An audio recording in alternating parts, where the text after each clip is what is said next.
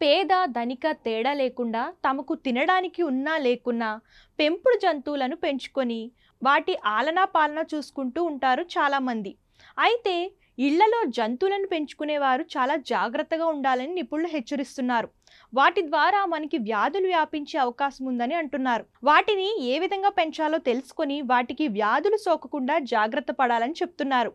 జంతువుల నుంచి మనుషులకు సంక్రమించే వ్యాధులపై ఫ్రాన్స్కు చెందిన లూయిస్ పాస్చర్ అనే సైంటిస్ట్ అనేక పరిశోధనలు చేసి ర్యాబిస్ వ్యాధి నివారణకు టీకాను కనుగొన్నాడు. 1885 సంవత్సరం జూలై 6న ఫ్రాన్స్లో పిచ్చికుక్క కాటుకు గురైన ఓ బాలుడికి ఈ టీకానివ్వడం ద్వారా అతడి ప్రాణాలు కాపాడారు.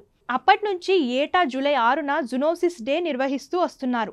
పెంపుడు జంతువుల ద్వారా మానవులకు సంక్రమించే వ్యాధులు. అయితే శాస్త్రవేత్తలు వైద్యుల అంచనాల ప్రకారం జంతువుల నుంచి మనుషులకు దాదాపు 190 రకాల వ్యాధులు సోకుతాయని తెలిపారు. ఇప్పటి వరకు మానవులకు సంక్రమించే వ్యాధుల్లో 75% అంటువ్యాధులు కాగా వాటిలో 60% జంతువుల నుంచి సంక్రమించినవేనని వివరించారు.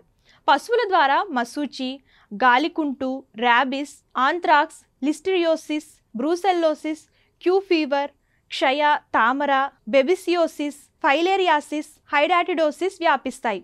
ప్రమాదవశాత్తు పెంపుడు జంతువులు కాటు వేసినా గోర్లతో రక్కినా వెంటనే వైద్యులను సంప్రదించడం మంచిదని అంటున్నారు.